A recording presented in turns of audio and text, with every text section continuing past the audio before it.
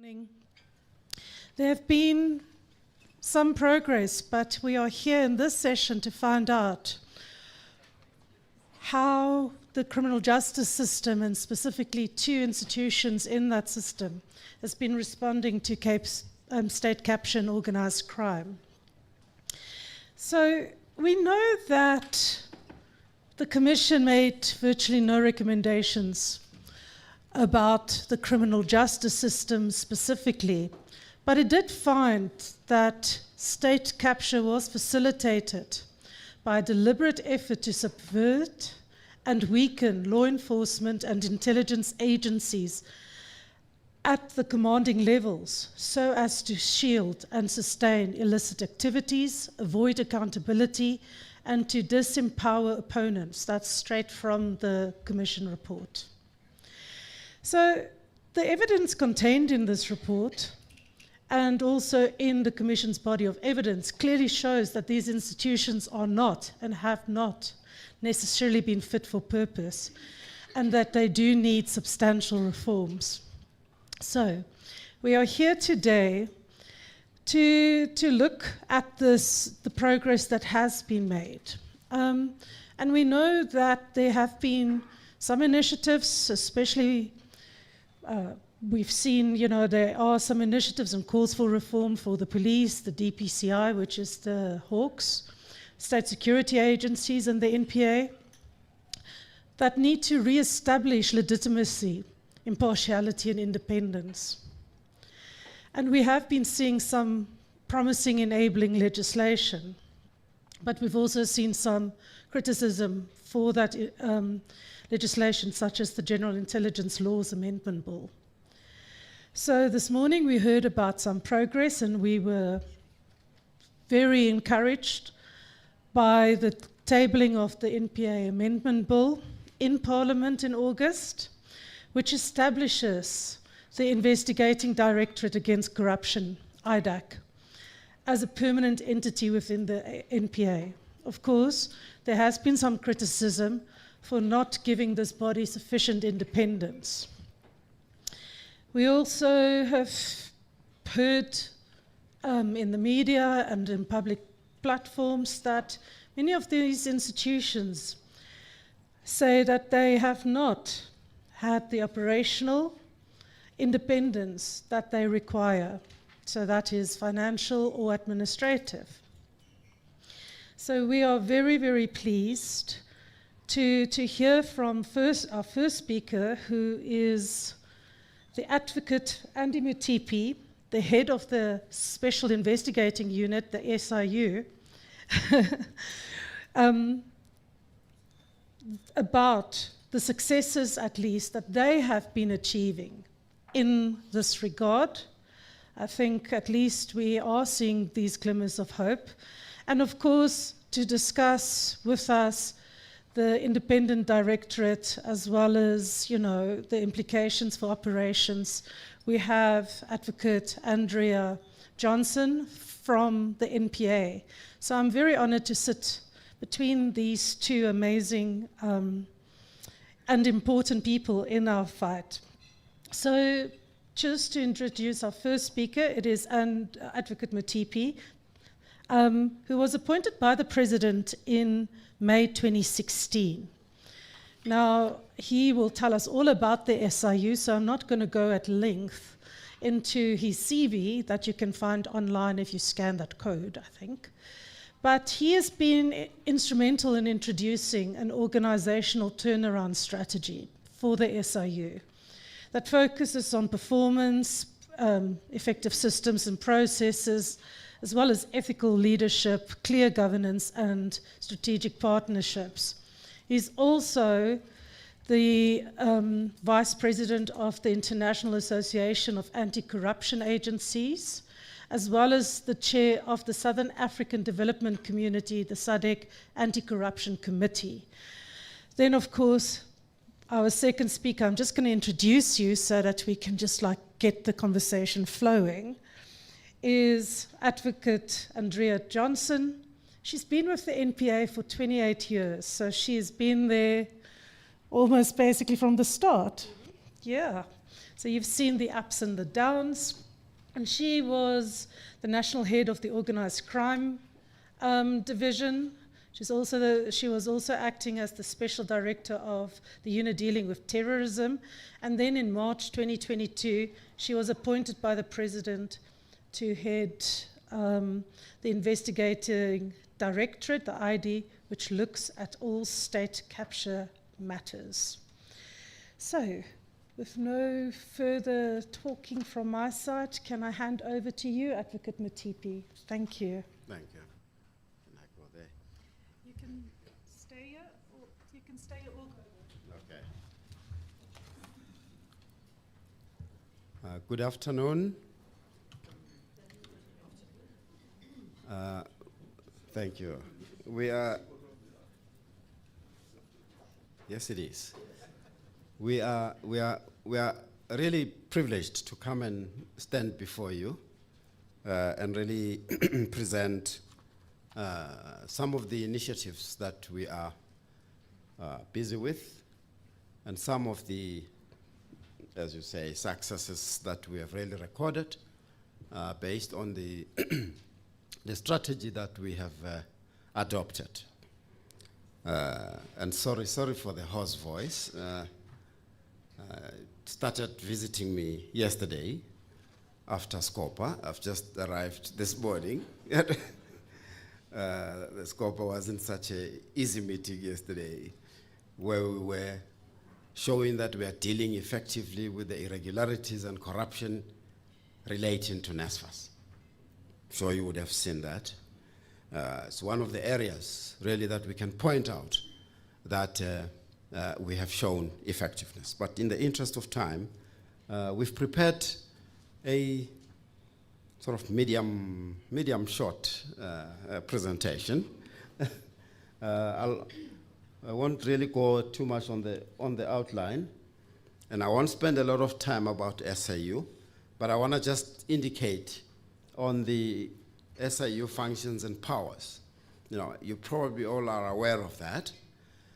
But there's this, every time we go on a platform, the issue around independence comes up. You know, we get allegations, we go through them independently, as I emphasized yesterday, independently, and we draft a proclamation now. That goes through the process. It goes through the executive process.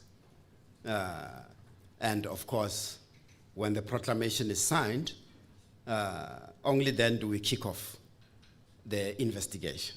So every time we go into the platform, the question is asked, you know, are you really independent? You know, but at least ever since I joined and looking at the history of SIU, I have not come across a single instance where the sitting president has refused to sign the proclamation. But of course, that in its nature just really shows that you know, our investigations are dependent on the signature of the proclamation. Inherently, it creates a bit of an issue that some continue to comment that really impacts, you know, on the independence. But despite that, we've really been able to execute, and in fact, we have seen in the past 5 years 84% increase in new proclamations, and that really indicates to us that we've been able to really continue to pick up on the public confidence that continues to, you know, refer matters to SIU. In the past financial year, we received about 1,700 reports from whistleblowers, from government, from the public, media, and so on. So, and of course, civil society involved.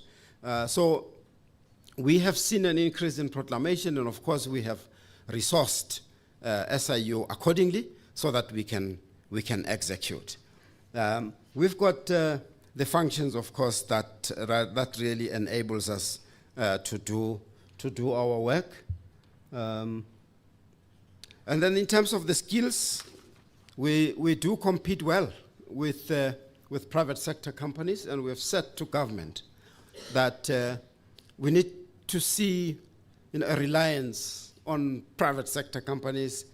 No offense to private sector companies, but we need to really see a reduction, because a lot of money gets spent to private sector companies. But guess what? When the reports are released, those reports, and we have found that they are not conclusive. There is some work that still needs to be done. Invariably, those reports end up with SIU or with Hawks or with independent directorate.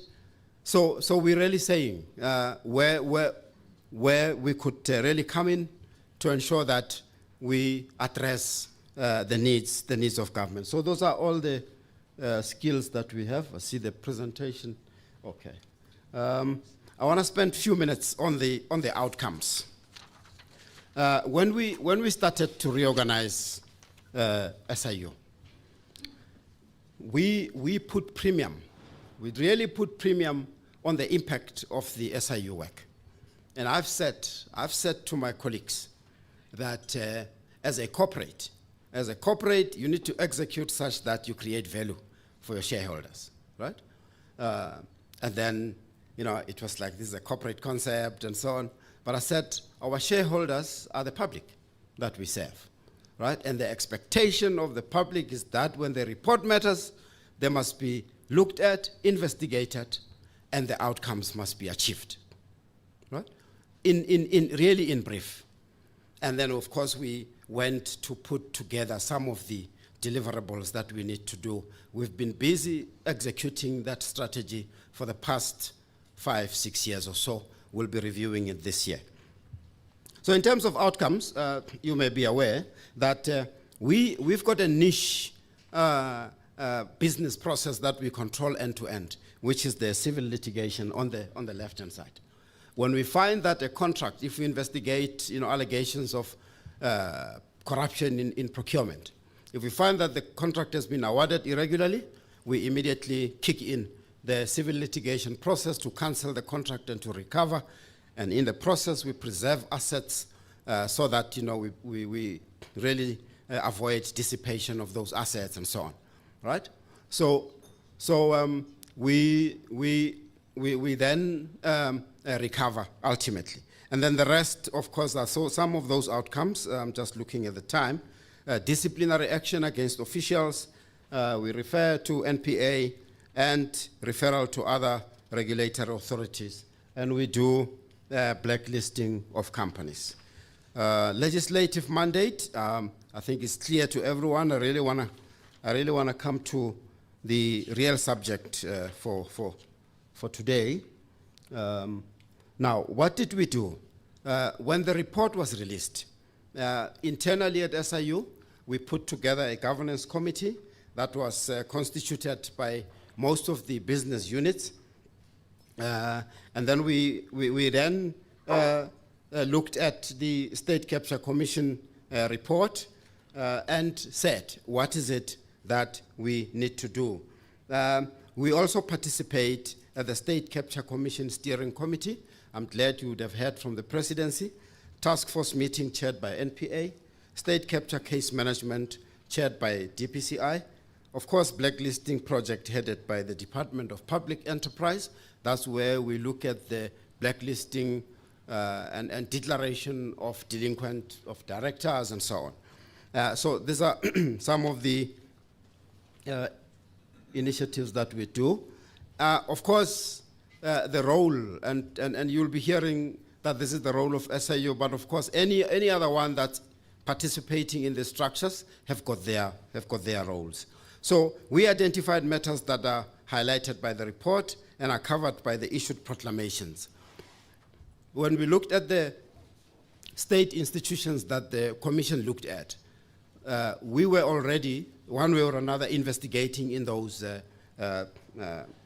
entities. So we identified matters where civil litigation for cancellation of contracts and recovery is underway, and those matters that were where SIU will institute civil litigation. We identified officials, executives, and directors to be held to account based on the evidence, of course. We, of course, facilitated also the referrals of to NPA, where evidence points to criminal offense. We facilitated the referrals of evidence of misconduct to state institutions for disciplinary action. There's a collaboration that we have with law enforcement agencies on common matters, and there's various examples that we can point to. Facilitated the referrals for blacklisting to National Treasury and the others, those companies that were pointed out in the State Capture Commission. Now, these are the proclamations that I'm referring to without going them into detail. We were already investigating in ESCOM, at PRASA, SAA, Transnet, Alexco, Dinel. We did some work in the Department of Human Settlement in Free State, the asbestos case that you are well aware of. And that's another example. I mean, we are collaborating in ESCOM. I'm sure my colleague, Ms. Johnson, Advocate Johnson, will indicate. In ESCOM, there's various matters that are being prosecuted at the moment from the collaboration that we have. We are aware that, of course, we still need to do more. At PRASA, we investigated, but the State Capture Commission said there's a requirement for another commission. And when the report was prepared to Parliament, the President indicated that Hawks and SIU are investigating there. Let's see the outcomes. And in fact, we are also processing another proclamation that will enable us to dive deep into PRASA. And we would really want to make sure. We want to make sure that that proclamation, I know it's underway, it might be signed anytime from now. And Transnet, Alexco, and Dinel, there's various matters that we are busy with. Right, and then, now, measures that we have implemented, I know time is really of the essence. I'm really going to summarize. We are focusing in the main around prevention as part of our work. Right? The State Capture Commission required of government to develop and implement measures to prevent corruption and state capture causes. Now, to this end, we have been tasked by the Anti-Corruption Task Team to develop a anti-corruption risk assessment and national corruption prevention framework.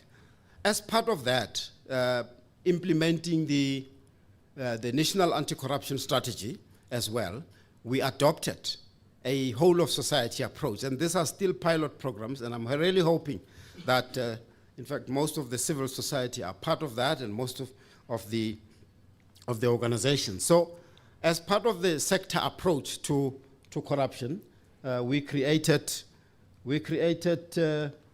the. Now I think I seem to have lost. Yeah, at the bottom there's a health sector anti-corruption forum, local government anti-corruption forum, infrastructure build anti-corruption forum, and the next ones that we really want to look at is state-owned entities sector, immigration and border management. We've really found these sectors to be so useful in really ensuring that we adopt the whole of society approach. The next slide really just deal with the advocacy that we are also championing. This is the advisory work that I spoke to, that we are focusing at that. The prevention, this is the prevention work. So this presentation can really be made available so that you can look at that.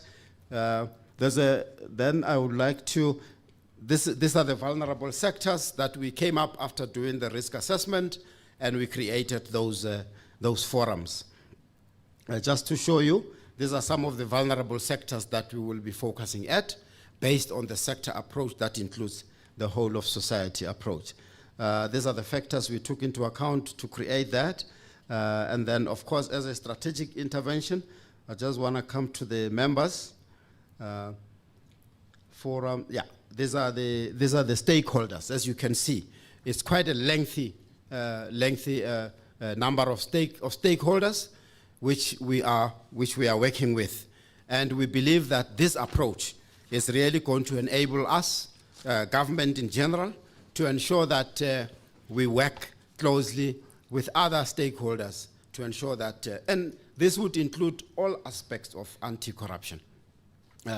And I can't really itemize them here, but there's a whole number reactive measures. These forums also look at the progress made in investigations. They look at the prevention measures. What is it that we can do? Of course, these are now individual forums. Now, these are, as I close, we thought we would include some of the outcomes in our investigations. I'm just looking at the time, but anyway, can't find it on my presentation. You can see there that from the investigations that we conducted, there's various outcomes already, and we are pursuing those outcomes to ensure, and collaborating, of course, with our colleagues at the NPA, to ensure that we bring out the results that are expected by the public. The next one is referrals to both the Special Tribunal and the High Court. As you can see, quite a number of referrals that we have made for civil recovery. As you can see at the top, it's 64 billion that is lying on the cases that we have enrolled. And the biggest contributor there is Transnet, right? The 1064 locomotives that you're aware of. We are busy. We will be reporting very soon, some of the key corporates that were involved. And we know that, the Gupta-related companies were also involved. Is no secret. So we will be announcing very soon in terms of some of the settlement that we are reaching with one of the big corporates and some of the banks that were involved. And of course, we are still preparing about 1.4 billion to go through the courts, and the value of the contract already cancelled and set aside 130 million, and so on. So this is one of the parts that we are dealing with to ensure that those matters coming from the Commission, because the Zondo Commission said government must recover. Of course, there are processes that need to be followed to recover, and we're playing a key role in that. That these are disciplinary referrals. I'm not going to spend a lot of time on that. I indicated that we play a big role on that. Now, as a way forward, I indicated that we are really going to be focusing on,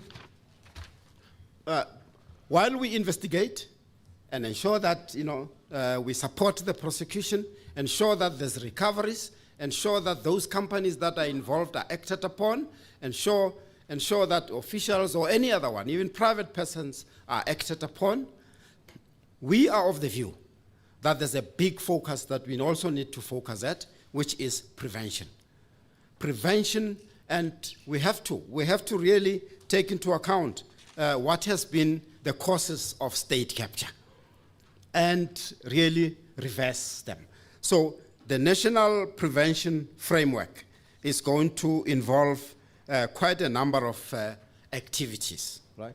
And there's some of them that we make mention of there: corruption risk assessment, data analytics to determine the exposures, identification of required controls, systemic recommendations, lifestyle audits across government, role of civil society, the whole of society approach, appointment of accounting authorities, right, and accounting officers. This has proved to be problematic in the past, and we are aware that there's a process now to reform the SOEs. We will be contributing in terms of our observation on the role of the accounting authorities in ensuring that they There's corruption, there's maladministration, and malpractices. We do ensure that the accounting authorities are held to account even now, but when we drive this framework, we will really put more measures into account. A typical example, you might be aware of the judgment that came out in the High Court in Gauteng, where the SABC board was held to account. We want to see more of those. So there's quite a number of activities that I will not really single out. The procurement reform, because part of our observation is that, all of this, siphoning of money and corruption is in the procurement space. Almost 90% or so of our investigations are procurement based. So the procurement reform become the single most important reform if we are to turn around this levers of capture. So we are really going to play a key role. There's other activities that are included in this framework. I'm sure we'll continue getting the opportunity to share in these forums that we have set up so that we enable everyone to contribute. Thank you very much.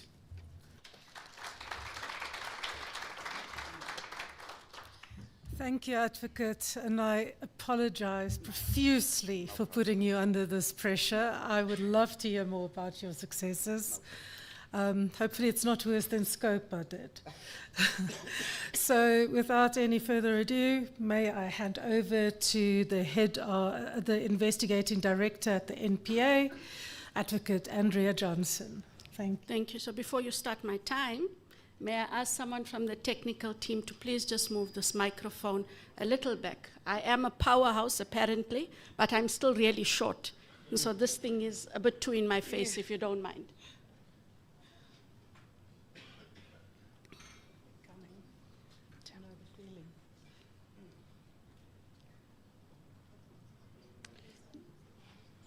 Just to move it a bit back.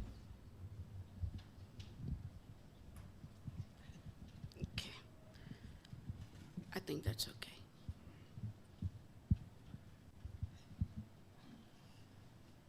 Your clock starts now? My clock starts now. Okay, thank you. And thank you for the opportunity. It's somewhat ironic.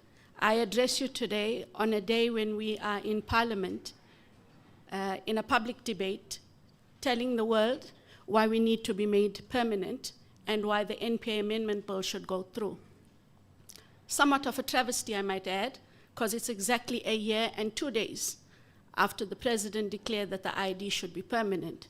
How apt it was for the panel that spoke just before us about parliamentary processes and the passing of bills. So Bob's your uncle about how fast we can fight corruption, is it not? And how fast we can deal with organized crime, is it not? Because the powers that be have got to give us the power to do. And so where I sit today, I work within a framework that currently exists in terms of existing practices within the NPA, and having a multidisciplinary approach with investigators, both criminal and financial, as well as analysts. But not having permanency is a real issue, because it inhibits my ability to recruit the kind of skill and capability that the ID requires. So on that somber note, let me deal with the brief that I've been given. So the ID looks, as you all know, at state capture, which in itself, its modus and purpose is systemic, both in the public and the private sector. But I'm going to ask you today very kindly, don't look at me, myself, and I to be dealing with corruption. So as we sit as the kind of collective we are today, we should remember that it is, in fact, a whole of society approach as espoused in the National Anti-Corruption Strategy. So the ID, to wit the NPA, will do the part it has to do, but then so must everybody else. And so the answer to many questions that might be posed is that the work of the ID, the work of the SIU, the work of the DPCI, and the rest of law enforcement will not be the cure-all to corruption, to the issues that are systemic that led to state capture.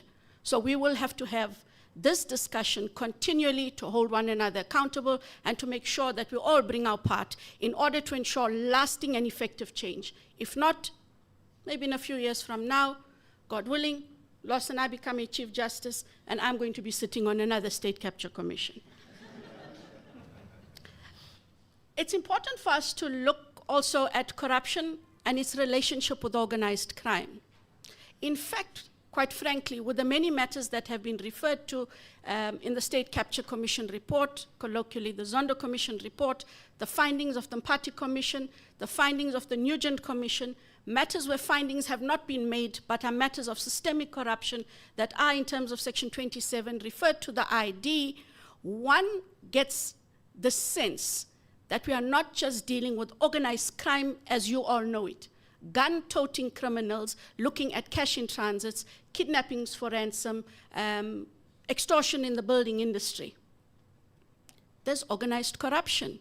And so the relationship is very close and very clear. Organized crime, as we know it, takes anything between 2 or more individuals with a real plan and purpose, and they go out there, execute the plan to make money. They've done so very violently. They've realized, in terms of organized corruption can support organized crime. You know why? It's fast. It's quiet. You are able to make very quick money by ensuring that government officials and/or persons in the private sector become complicit in the awarding of tenders and/or by compromising the procurement system. And so we have organized criminals now generating funding in order to support acts of terrorism, to support and further feed the cash in transits, as well as the extortions for ransom, through a quieter method of getting funding in order to sustain themselves. They make more money, no mess, almost no fuss, and they get to fly under the radar. Why? We are complicit. We let them into our systems, and we let them into our spaces, as has been shown through the State Capture Commission and its findings. It's important also to note that the fight against organized crime, organized corruption, state capture, fraud, especially in terms of procurement and its processes, it cannot be that the fight is only investigations and prosecutions. There have to be alternates. Part of the alternates, and I know everyone likes an orange overall, so I'm going to change that color and make it pink and see how much you all want people in pink overalls. But on a more serious note, we cannot investigate and prosecute ourselves out of be it organized crime and/or organized corruption and/or corruption. So we have to look at alternatives, because these cases, given the complicity, the complexity, and the time over which they manifested themselves, unfortunately, will take much longer in terms of the criminal investigation and prosecution process. So what do we need to do? Advocate Motibi did allude that we look at delinquent directorships, which we are dealing with the Department of Public Enterprises, the CIPC, as well as the various SOEs, and we do get together on a regular basis to ensure that we are all holding one another to account. There's also the referrals in terms of blacklisting of companies, and so that is a process, while it is slow and tedious, is one that we shouldn't give up on. Perhaps as well, even more important, is Section 204 witnesses. And no, they should plead guilty. They should pay back the proceeds of the ill-gotten gains. But we do need them. And the state needs witnesses who are also complicit and are able to assist us in prosecuting the higher levels of criminals. I'm going to quote Ndatevusi Pikoli. He always used to tell us back then, when we were dealing with the prosecution of the then late police commissioner and the head of Interpol, Jackie Celebi, when people asked why we use certain Section 204 witnesses, it really is simple. You cannot use the Pope to catch the head of the mafia. And so we must be strategic. The criminals were strategic. You want us to fold our arms and play nice, and we cannot afford to. we should, where we can, also consider the alternate dispute resolution mechanism, colloquially the ADRM, which is an engagement with entities that are complicit but are prepared to come to the party. The ID did that in December with ABB, and in that way, there were two things that are extremely important. Of course, we were able to recoup 2.553 billion back into the fiscus just on one matter. But more importantly, we were able to get evidence from the entity which we would not have been able to get anywhere else. So of course, we will receive a lot of criticism because people will think that we are actually negotiating with entities either because of their racial profile, their international standing, etc. No. It is in order to make sure that we actually address crime and criminality. And if that is the best way, and if it is a way of us being able to recoup money that has been taken away for service delivery, and the everyday South African citizen who continues to use public toilets, has no running water, has no electricity, then these are some of the alternate measures that law enforcement is going to have to undertake. The criminal justice system. And so, you know, Advocate Motibi, they always like to look at us and the DPCI and the rest of SAPS. And it's almost like we operate in an island. No, we don't. You know that thing called the criminal justice system has a start and a finish. By the way, I'm right at the end. But when I'm called to account, they put me in the front of the queue as the NPA. It's skewed. And so what is the role of the criminal justice system? Do we have an effective criminal justice system? And the simple, honest answer is unfortunately not. And so what are we going to do about it? So part of the brief was, can I perhaps talk about one or two reforms that we can actually advocate for, that we can actively ensure starts to work over and beyond the recommendations in the state capture report. So we have a challenge in terms of the criminal justice system, getting cases, once they're enrolled, to be given trial dates as speedily as we would like to. The criminal justice system isn't user-friendly. We would like, in terms of the state capture matters, for a fast lane. It's not called preferred treatment. It's not called law enforcement telling the judiciary what to do. It is saying we cannot afford to waste time. So can you give us a speedier service than every other matter, because the country deserves justice. The country can't wait for the justice, but the justice is delayed when, for example, in the Estina matter, which was on the court roll on the 29th of August this year, and my prosecutors went to set a trial date, we do have a trial date, August 2024. And so what must South Africans do in this year while they wait? They're going to ask the ID, what are you doing? And ID is going to say, I'm waiting to start the trial, but let's all wait patiently together for August 2024. That cannot be effective. That cannot be saying that the criminal justice system is actually geared to deal with the state capture recommendations in the manner the country expects it to deal with. So there's got to be change. And we've got to ask, where in the criminal value chain, which is the criminal justice system, are the challenges, and what can we do to deal with the challenges? For me, law enforcement agencies remain under-resourced, both in terms of human capital as well as technical competencies and capabilities. It's not just about more people. That's not necessarily what one is asking for.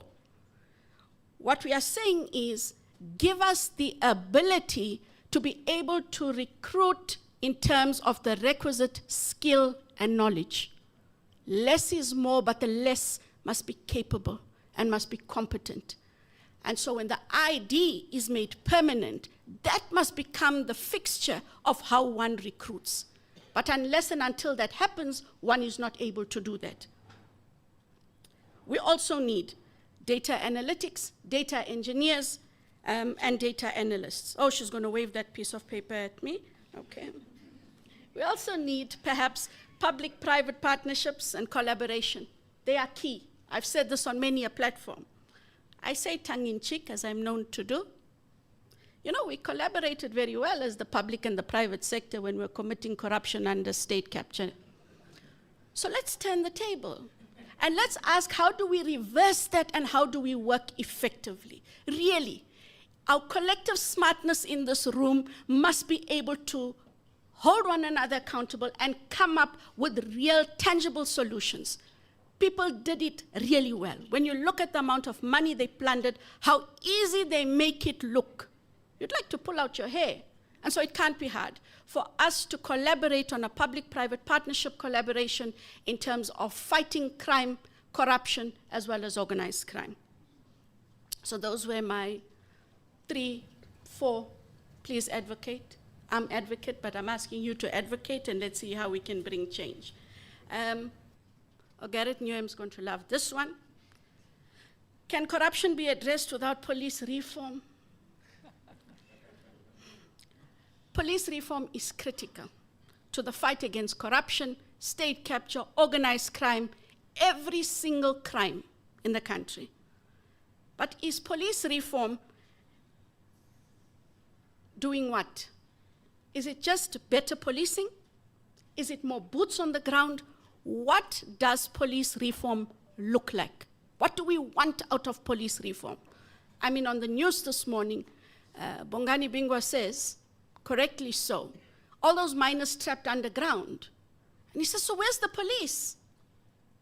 What are they doing? What are they waiting for? Must people die underground before boots on the ground get underground and get with the business? And that becomes a challenge. And so you really have to get your mind around, does police reform, colleagues, mean those 10,000 new recruits? Is that reforming the police? And so does that across the board equate to police reform and therefore effective law enforcement? And unfortunately, it doesn't. And so with the police who have as huge a budget as they have, one has to ask, what is the oversight role of Treasury and the Auditor General? Because if the police, as we say, need to be reformed, it means they are not being effective.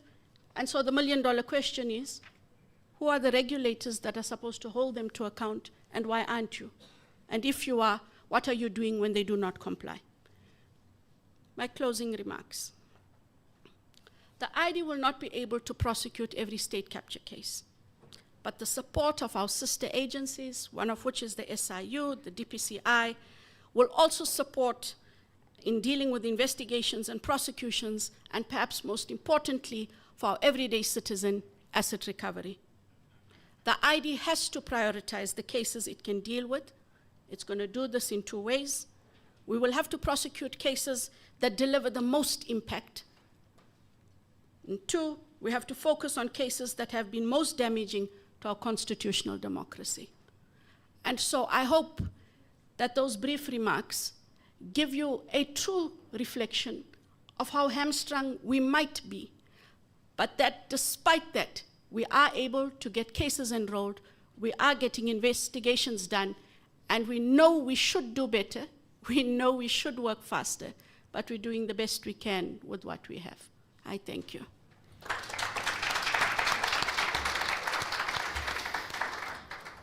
Thank you for those sober words, Advocate Johnson. I think what we are hearing from our 2 esteemed speakers is a picture of the criminal justice system and supporting organizations that we need and we deserve. So we are starting to hear what it is that we need to focus on, and it's clearly not simple and straightforward. The orange overalls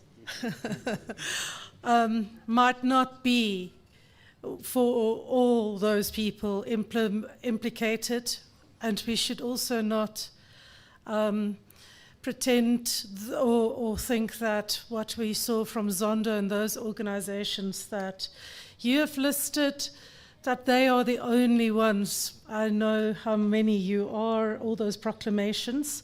So we are talking here about a systemic erosion of not just the public sector, but also the private sector that have, and this erosion has a severe impact on our communities. And yes, to regain legitimacy will be quite a process, especially trust in the criminal justice system. So I'm very pleased, Advocate Johnson, that you made this important point about the nexus between corruption and organized crime. And we know that there's this proliferation of organized crime through our society with a severe impact. We can just see it through the crime stats and through this incidents of extortion. And as Mark Shaw would say, the moment those extortion groups take hold and create territories, we're in for more organized crime, because the moment you have territory, you can run anything. And I think that is why the points you raised are so, so important. We need to streamline these and prioritize these cases. And you spoke about the reforms that are required. So thanks for answering my question. I don't know, Advocate Matipi, if there are any specific priorities and reforms you believe that should be made before I hand over to the floor, because I know I cut you off terribly. So what institutional or operational structural reforms should be prioritized to enhance the prospects of success for these cases, whether through civil litigation, whether it's the investigations, whether it's the partnerships, or whether it's the prosecutions? Yep. No, thank you for that question. I think the creating capacity is one of the immediate needs, so that the current agencies can execute and execute appropriately. We require various skills, because we've seen the commission of corruption, even maladministration and malpractice, being committed, in such a sophisticated way now, that the old ways of investigating and, looking at these matters will not succeed. So the forensic accountants that we are bringing on board, it's again just to make sure that, from a skills perspective, we are able to unravel this sophisticated ways of committing corruption. If you look at, and indeed, corruption is one of the, organized crimes in the country. A typical example is really what's happening at ESCOM. I know Zondo Commission looked at that. Part of our investigations also look at that. ID is looking at that. But if you look at the modus operandi is such that, and as I said in my presentation, the focus is on procurement, because this is coal procurement, right? But the syndicated way that this is being committed on requires us as law enforcement agencies and investigating agencies to really capacitate ourselves in many ways. In fact, currently, I actually, just really developed an interest to read Andre de Ruyter's book. If you look at it, if you read it, it really gives you a sense of how this syndicates, operated. I know that we are looking at some of those matters, but that's from a capacity. But from the institutional reform, and we are really glad and support the work of the National Advisory Council, against corruption. We really look forward that, from an institutional architecture perspective, I think we need a step change. We really require a step change in a sense that would require, an entity or entities that are appropriately resourced. Of course, the appointment processes of the heads of the entities and so on, those require to be looked at. The reform of the police, and I think there's no doubt that also has to be looked at. I mean, my colleague Advocate Johnson makes mention of that. But the nature of the reform, should be such that it takes into account where is it, that we have failed.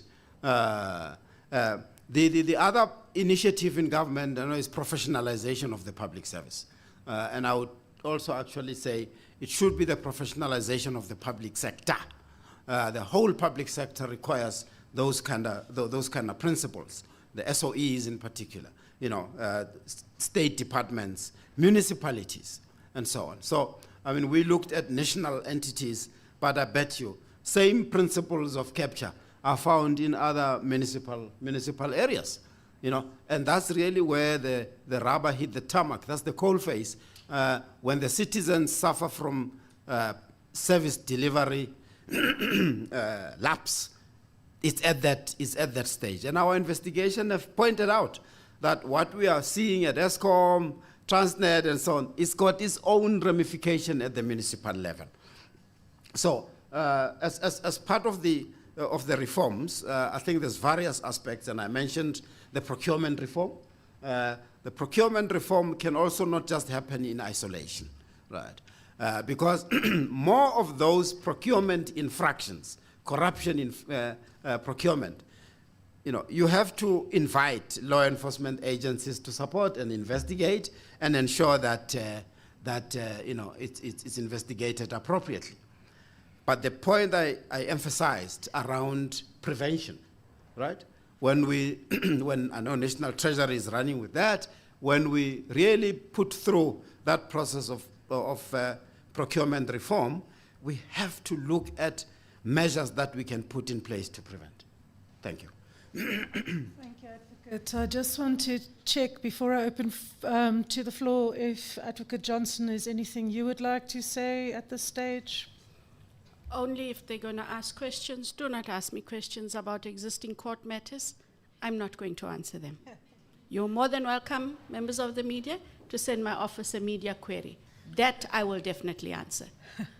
Thank you for that. So I'm going to open to the floor now.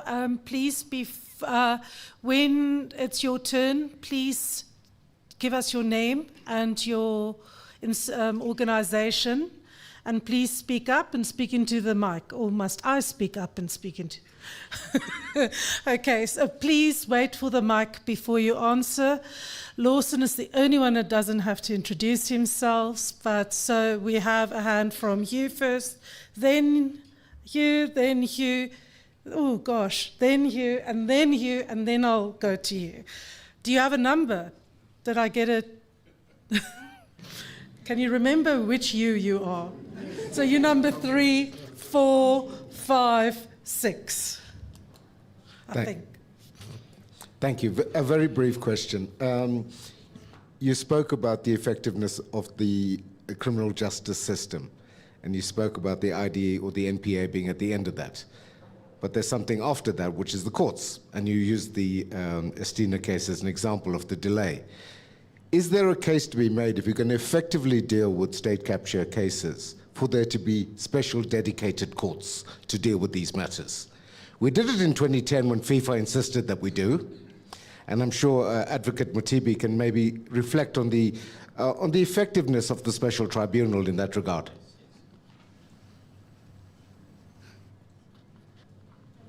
In terms of process, if we can take 3 questions, we're on 6, right? So just do 3, just for the comfort of the speakers.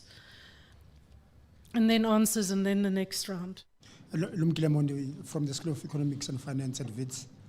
The appointment of accounting authorities, Advocate Mutibi, there is a process going on in court in relation to cadre deployment, because arguably, I think to an extent there is a link or a relationship between the deployment and that accounting officer and what happens thereafter.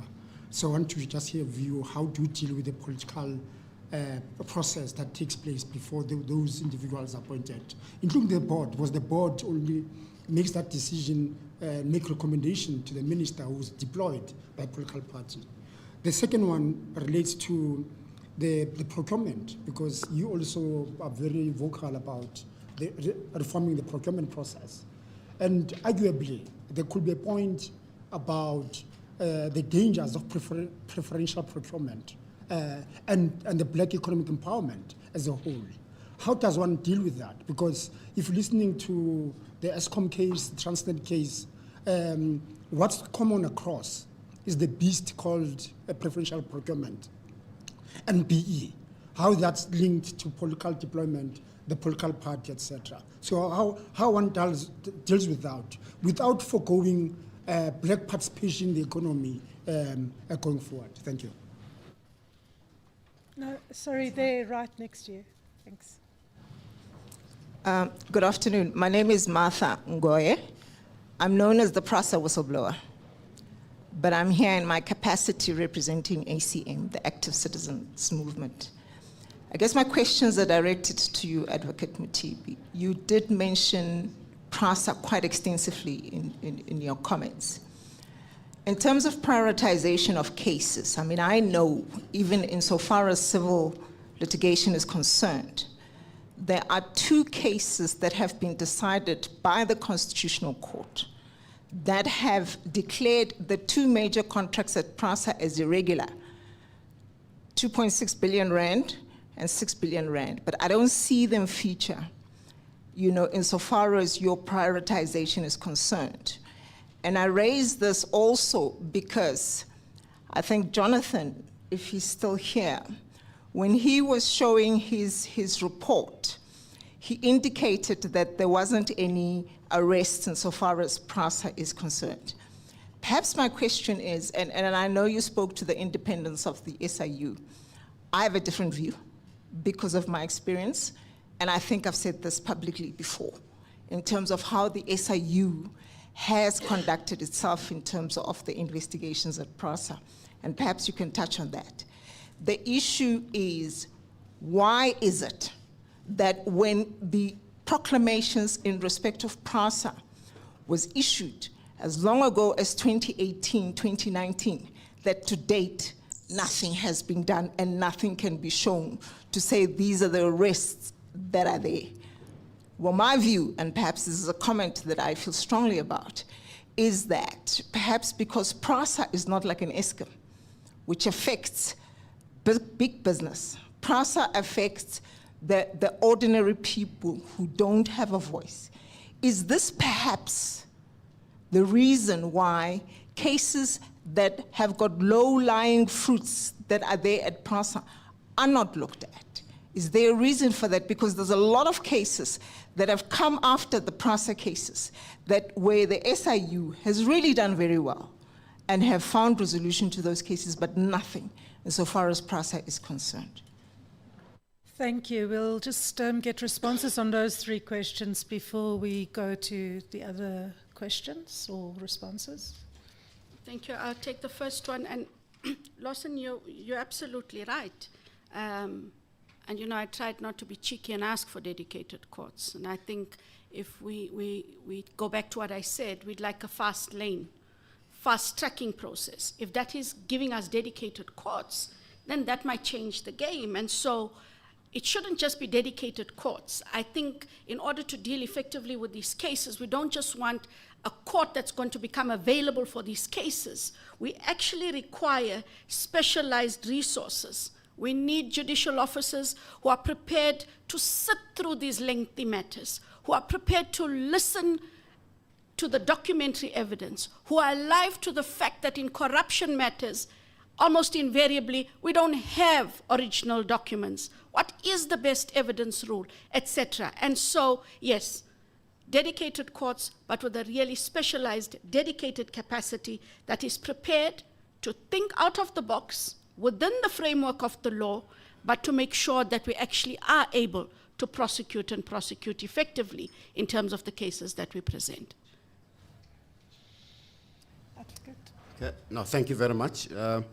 Lawson, I can really vouch for really the benefits that we have derived from the special tribunal. And the reason why we did that, it's simply because we've realized that if we go and queue with other litigants in the high courts, we are not doing justice to the turnaround times of the recovery of assets. And those who perpetrated the acts of corruption continue to dissipate the assets.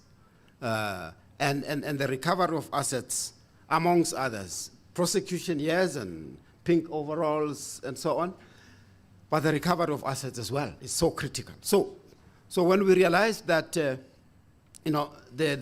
roles in the high courts, were just so high and the judges were trying their best, we know, but then we looked at the provision in the SIU Act that makes provision for the special tribunal.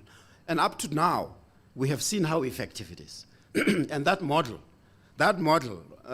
it is my view, that which I've also shared in some of the criminal justice meetings, that model, we need to look at that. I mean, you mentioned that we did it during the World Cup in 2010. Why is it that we can't do it now? I mean, those kind of thoughts are on the table, but I'm saying there's models that we can use even on the criminal justice side. I mean, I know that the special tribunal is predominantly civil, but that model works and works well. There are judges allocated, cases, strictly only cases emanating from SIU investigations. If we take that model and really duplicate or replicate it in the criminal justice system, I think we are likely to see results. I really, really support that. In terms of the procurement space, let me start off with the appointment of accounting officers and accounting authorities. There's one matter that we investigated, and I think we went public in terms of the appointments of directors at ESCOM, right? That the minister actually interfered with that process, and of course, we ended up with the board that we had. So in a sense, what we are making as a finding is that the constitution or the constitution of accounting officers and accounting authorities, has to be reviewed, and the role of the executive authority, which are the political heads of the roles of the executive authorities have to be revised such that there's minimal intervention. Such that there's minimal intervention with the appointment of accounting authorities and accounting officers. With regard to cadre deployment, look, I'm probably not as well qualified, to really comment on, the cadre deployment itself, because I mean, the ruling party has got its own processes. I'm sure Ambassador Msimanga can talk with authority.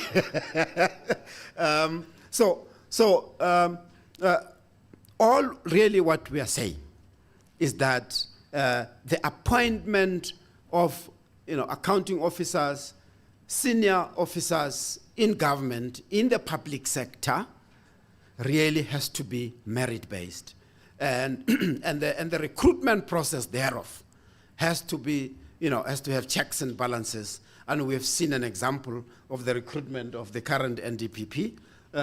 We really believe that it worked. It worked well.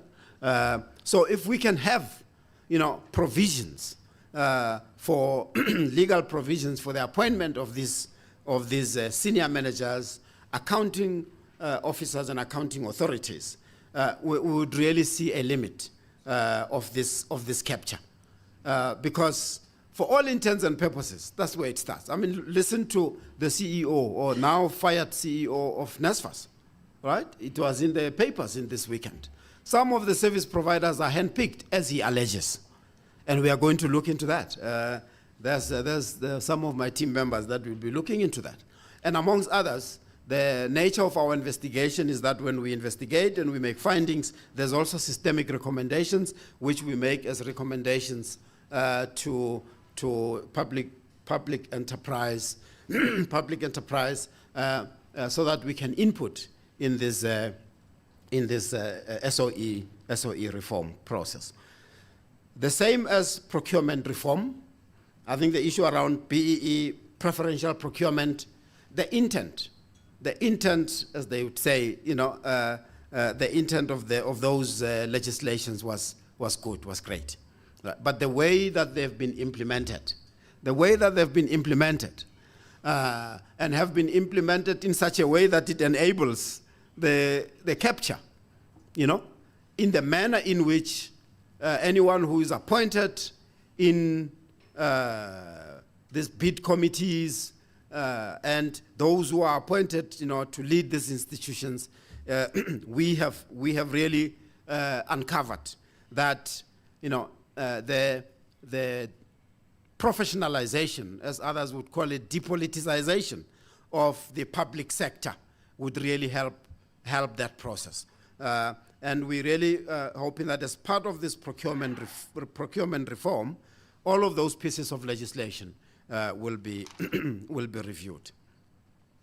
The investigations at PRASA, we believe, and that's what my colleague was really indicating, and thanks, Mr. Lekgetho. There has been outcomes that we have reached in the investigations that we have done. I mean, without going into detail, we can really have a one-on-one with you, such that we can just appraise you and really just listen to you if there are other areas that we need to pick up on. So really, I'll really appreciate it if we can engage in so many ways. But my colleague has, he's leading the investigations. We've made 10 referrals for considerations by the NPA. Remember, there's still a process after the FTA referral for those who need to, where our law, the law that, that governs the work of SIU, says if we are of the view that there's a evidence pointing to criminal action, then we need to refer it to NPA. And of course, they've got their own processes, hawks get to be pulled in as well.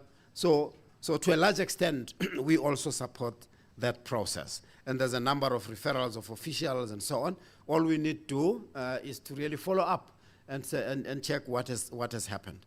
In terms of the civil recoveries, I know that there are some cases that PRASA themselves took to court, the board at the time.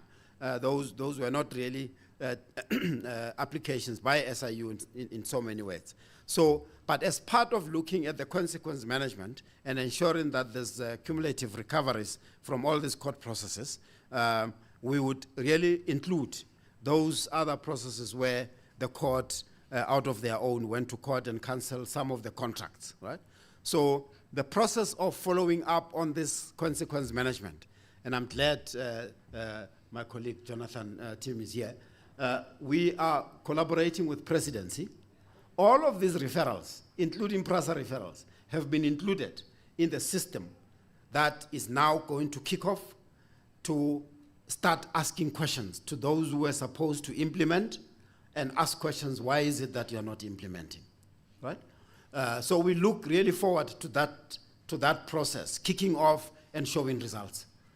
Because we believe that it's only by effective consequence management that we will, start contributing to winning the fight against corruption and maladministration. Over and above the prevention framework that I'm really so passionate about. But the public wants to see consequence management. People like yourselves, you have risked your life by reporting these matters. So we would like to make sure that they are taken to their logical conclusion. Thank you. Can I just... Sure. Just on the accounting officers and the role of the accounting officers, the Honorable Justice Zondo made really pertinent findings, but it was really captured so beautifully. And what I don't get is, they have the Section 217 constitutional responsibilities. It sets out very clearly what the accounting officer must do. The Section 16A regulations further make it practical. So what's the problem? Is it that there's too many rules and regulations? And what do they seek to do? Do they seek to confuse the accounting officer, thereby making them ineffective? Or is it that we do not place them in a position to do the jobs they're supposed to do? So we had an engagement with Treasury, by the way, last week. And what I did say at that meeting was, when we appoint an accounting officer, do we ensure that the Section 217 and the Section 16A issues are actually captured as part of their duties in their performance contracts? Do we do that? Or we just give them some flimsy little contract and expect them to figure it out? Secondly, do we actually put accounting officers in a position to do their jobs and do it effectively? There's just too many rules and regulations. It's all over the place. And a lot of the times, it's not that accounting officers want to be complicit. It's not that they want to contravene the PFMA or the MFMA, or God knows which other acronym governs the work they need to do. It's because there's just too many things. And so we find on the spectrum, instead of having effective accounting officers, we have some who do nothing to very little, and through state capture, we had some really doing the most. And so we've got to go back and say, what are we doing? Did we do the right thing in the expectation of what these accounting officers should do? And Martha, you know I love you a lot, so what I'm going to do is, the PRASA matters are not with the ID, but the ID is in the NPA. I will take your message back to the SCCU as well as the DPCI, where I know for a fact the Swifambu and Siangana legs of investigation, which I know are near and dear to your heart, and where those arrests should happen. I will make sure that the message is conveyed, and once I get a response, I'll communicate that to you. Thank you. So we will now go to the next line of questions, but we are running out of time a little bit, so try and keep it brief, because we still need to go online as well. But also, at the same time, there's the balance of also trying to hear your opinions. So, so this is not a Q&A as much as it should be a discussion. So let's just try and remember that. So the new number one, followed by the Justice, and then. Rihad Desai, Human Rights Media Trust. I wondered if you could, between the NPA and SRU there at the front, whether we know what the conversion rate is from the referrals to prosecutions, and then how many of those prosecutions have been successful. The other question I'd like to ask the SRU, is the forensic accounting capacity you're bringing, are you bringing it in-house, or are you insourcing it through the private companies? And I think it's, you know, we've got a big problem, I think, essentially in getting private sector cooperation. A lot of these companies, important companies, hold important data that we need to get our hands on in order to compare data sets, particularly when it becomes, you know, more forensic in nature. And I think the final thing I would like to ask the NPA is, when you talk about public-private partnerships and, you know, the financing of the NPA, and we now know there's considerable support from the private sector, what are the checks and balances that are put into place? Are we not compromising our prosecuting authority in the process somehow or somewhere? And finally, I think the bigger political point that needs to be made is, you know, we've got a problem with a monopolized economy and very little space for the black middle class to accumulate. And that's going to be a perennial problem as long as we've got a highly monopolized economy. So and we know that the private sector corruption is, on an international comparative level, higher than the public sector corruption. I think we need to keep those two things very clearly in mind.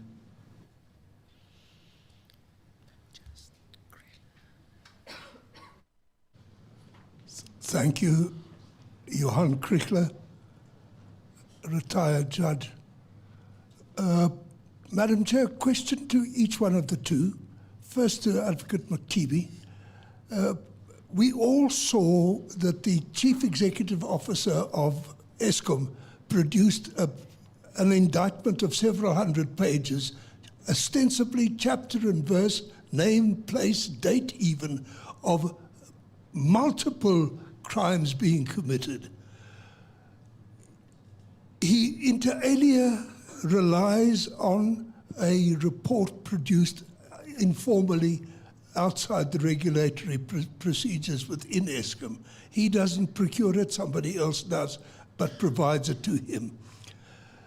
When this hits the Parliament and when this hits the law enforcement agencies, what does they want?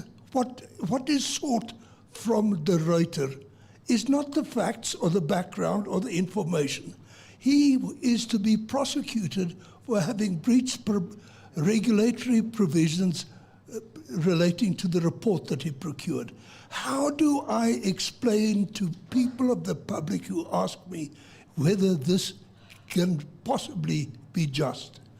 Does it not create the impression that there is once again an attempt to protect people against whom politically explosive indictments have been leveled, and not to look at the facts, but to try to shoot the messenger instead of pursuing his message? To my colleague from the NDPP's office, I have a professional question to ask. More in the... You pursue enormously complex cases involving experts and multiple accused persons, whereas there are infinitely simpler cases that have been reported to you that do not get followed up. 6 years ago, it was reported to you that President Zuma had committed perjury. He had filed a false affidavit saying that Ngasana had asked to be dismissed. The documents proved that to be a lie. That was perjury. That was reported to the office. Nothing happened. Seth Ntai goes on affidavit to say he contracted for a bribe from his opponent, his opposing client in litigation.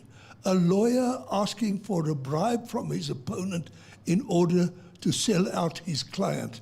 He says that on affidavit. That case is reported to your office, and you are asked to prosecute. Nothing has happened. Am I wrong in suggesting that you're going for the glamour big cases instead of going for the little cases that are easy to pursue? Thank you.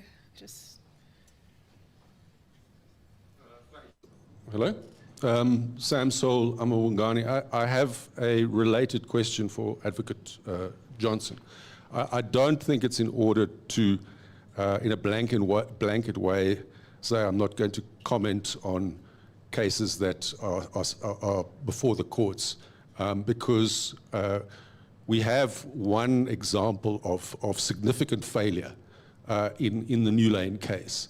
And I think if we're going to make any progress, that failure needs to be accounted for and explained.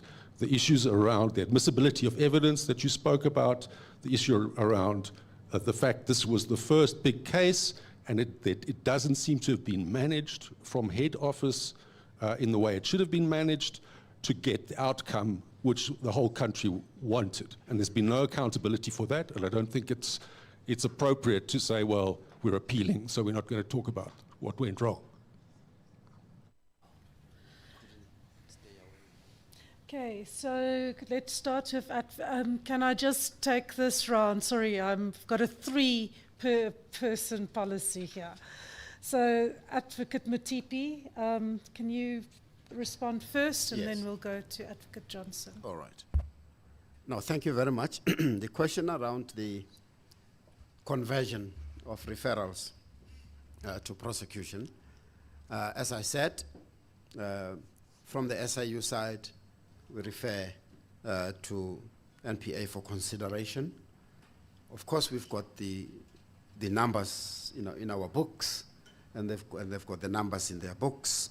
which of course we don't have now, there is a number of conversion to prosecution. I mentioned ESCOM. At ESCOM, there's quite a number of senior people that have been charged, including former CEOs. So we need to look at that. There is an undertaking now that the PRASA matters will probably be looked at.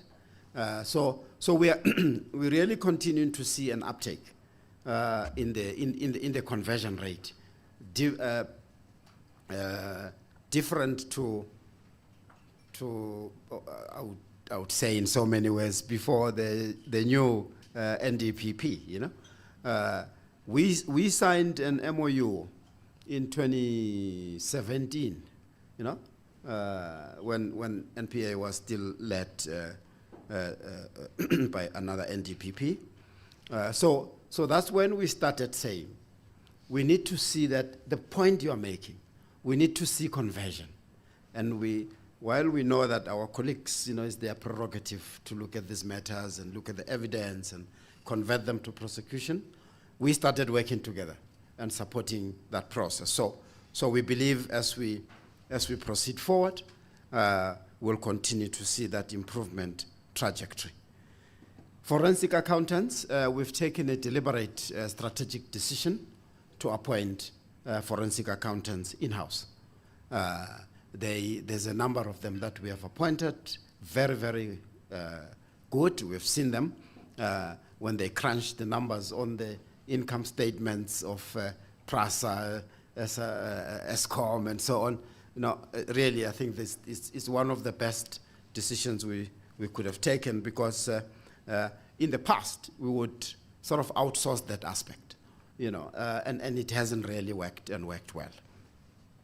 Judge Krichler, yes, indeed, we are aware of the report. In fact, not just aware, we were made to be in possession of that report. It was sent to us by Mr. Fivers himself. We went public in saying that. And when we read through that report, in fact, the DPCI also, the Hawks also has a copy. They said it publicly as well. So I think the most important thing to mention is that the contents of that report cannot be ignored. And we have said so in so many ways, that we need to pursue, because if you read that report, there is aspects of what Mr. Director mentioned several times around syndicates on coal, fuel, and so on. And that report gives us an information which investigators can look at, and we are busy doing that part. We have been put on terms to continue to feedback to SCOPA, but even before the feedback to SCOPA, we want to make sure that we execute such that we unravel the organized crime that has been really seen at ESCOM. As you correctly indicated, that part of the finding, of course, which also we could not ignore, that there are governance processes in terms of which the CEO should have commissioned the investigations and so on, and we found that he was found wanting on that aspect. But in the scheme of things, I mean, the bigger focus is on this report that points us to possible syndicates and criminality at ESCOM. We need to make sure that we use that report such that it informs the investigation for appropriate outcomes. So we don't really want to be seen as it's said. I heard it before that are we not shooting the messenger? We do not want to be seen as shooting the messenger, and we can undertake to you, and I know that my colleagues at Hawks are hard at work as well. We are collaborating, the investigators. We've got a team together with the Hawks where we're working on this on this report, and we would like to see the results and see them soon. Yeah, thank you. So on the question of the conversion rate of referrals for prosecutions, if that deals with the SIU refers to the NPA in the main. Much of the cases go to the SCCU. I don't have the exact numbers for you. But in terms of the matters that do come to the ID, in terms of enrollment, we have the ESCOM and the Transnet matters currently on the roll, as well as several other legs of the ESCOM Transnet matters, the Alex Core matter, the SAA matter. So those are all under investigation. So the conversion rate may not be as fast in terms of the enrollment, but those investigations are well underway, and we do work together with the SIU to get those enrolled. In terms of the question of public-private partnerships and collaboration and financing of the NPA doesn't get financed. The NPA gets a budget because it is a program of the Department of Justice. Any funding will go through the Department of Justice. There are processes. PFMA processes do not get overlooked just because the private sector wants to make a donation. And the donation is governed by a need, a capability need, not a capacity need. We've got to capacitate ourselves in terms of the human capital. As an example, you would have heard in the media that the presidency runs what they call the JIC, which is the Joint Initiative Against Crime and Corruption. The private sector has come to the party to say, what do you need? And if you look at the kind of work that law enforcement has between the SIU, the DPCI, as well as the ID, we do not have a digital forensics lab. There's volumes of data out there.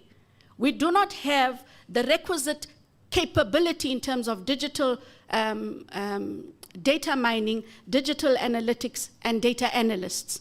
Those are specialized capacities that require a lot of money. By the time we wait for government to get that funding together, what happens with all the cases? Would you like us to sit and wait? And so, yes, due process must be followed. If it turns out that any institution and or entity that is offering assistance or offers any kind of help is found to have been complicit and or implicated in any kind of crime, including the fraud and corruption, most certainly business doesn't get done with them. But it's not about getting money from the private sector. It's ensuring that law enforcement is able and equal to the task of fighting crime. Honorable Justice, we do not look to prosecute glamorous cases. Corruption is not glamorous in any scale. So even if it is 50 rand taken by a traffic official or the gazillion stolen at the SOEs, they all are equal in terms of they should be prosecuted. I will find out, Justice, why the perjury matter with regards to Ngasana as well as the Seth and Tai matter have not been dealt with. They are unfortunately not in my office. Exactly like what I undertook with Martha, I will make sure that we get the answer and an email response from the relevant capacity or capability is sent to you. There's no excuse for why the matters are not prosecuted, but I cannot give you an answer. I shouldn't venture a guess. Sam, you are a seasoned journalist. I was saying so tongue-in-cheek, you should know by now, when I said, oh no, I'm not going to answer cases that are currently in court. I'm not one of those politicians that runs the sub judice rule. However, you will be very mindful, colleagues, that in terms of the Nulani matter, we've taken cognizance of the various criticisms, be they from counterparts in the legal field, be they from the media, be they from civil society. There are certain steps that we're looking at in terms of what did actually go wrong and what is it that we're supposed to put in place. I cannot go into the details, yes, Sam, unfortunately, because the matter is on appeal.